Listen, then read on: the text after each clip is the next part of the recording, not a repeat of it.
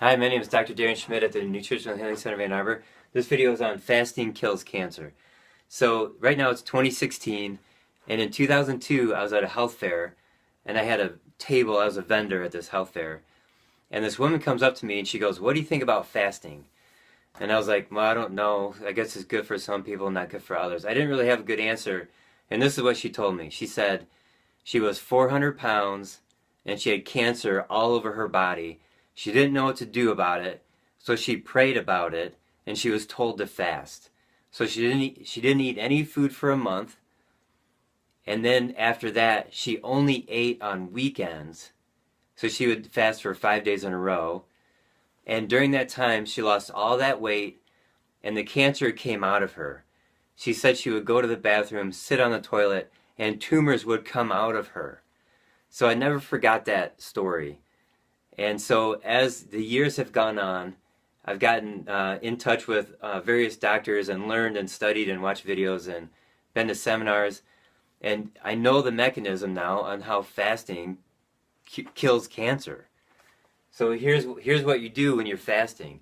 You're depleting your body of sugar. You're getting the sugar out of the blood and out of the liver, and then there's no more sugar left. That's it. Cancer needs sugar. So when you deplete the body of sugar, all you have left is fat. That's the only other fuel. And then ketones, which is the form of fat that the body burns, ketones kill cancer. Ketones actually kill cancer cells.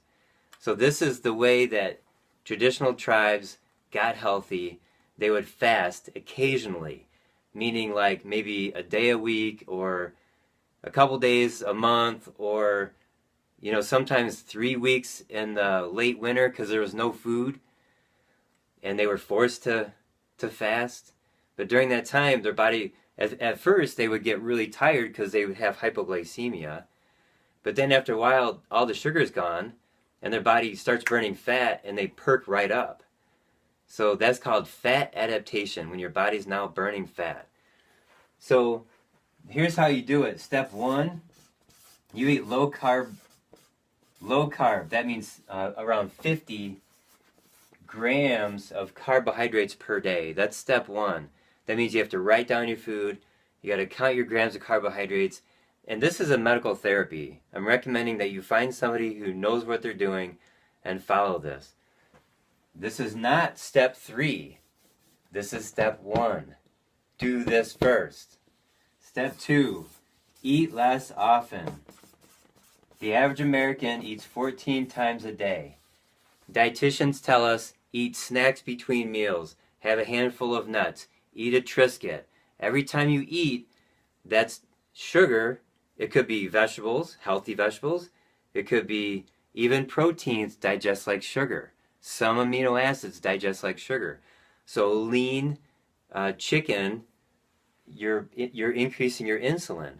Insulin causes inflammation. It deposits fat in the body. So instead of eating 6 meals a day like the dietitians are telling us to, you got to weed that down to just 3 square meals a day. You should be able to go 6 to 8 hours between meals. So you eat at 7 a.m., noon, and then 6 p.m. or something like that. Now if you're retired and you're at home, it's totally fine to just eat 2 meals a day. That's fine, which is actually step number 3. Step number 3 is restrict the hours in which you eat. So I'm just going to write the word restriction. And this is the term that's being used now because people get freaked out when you say the word fast. So this is the same thing as fasting.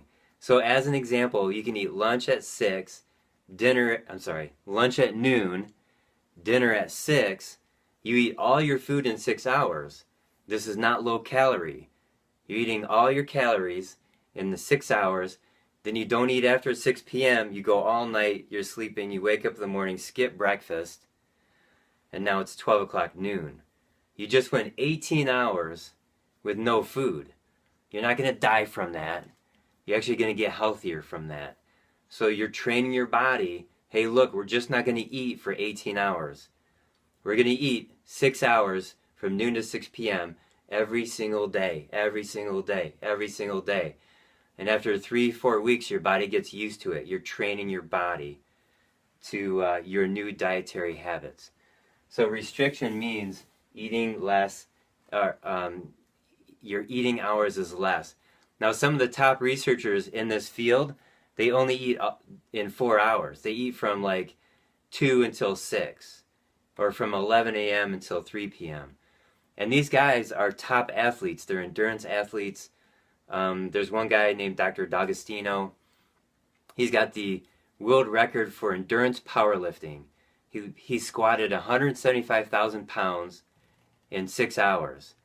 So I know that Dr. D'Agostino at one point said he eats all of his food in 4 hours, and then another interview he eats just breakfast and dinner, so he's going 12 hours between meals. Either way, it's a form of fasting. There's another guy named Dr. Thomas Seyfried, and he's a runner, and he eats all of his food in 4 hours. He's been doing that for 35 years. So this is, now there's two different kinds of fasting I'm going to go over real quick with you right now. When you're doing the 18-hour fast every day, that's called intermittent fasting. And then once you get into skipping like a full day or maybe 3 days of eating, that's called block fasting. Okay, now there are serious people out there whom I've talked to who fasted for 30 days. I have a friend, he did that. And this woman I met back in 2002, she did 30 days. You got to really educate yourself so you know what you're doing, because you're not going to feel good. Your body might go through what's called keto flu, which means it's converting from sugar burning over to fat burning. You may feel crappy for a week or 3 weeks. And there's more information on this. I'm going to stop right here with this video just to introduce this concept of fasting.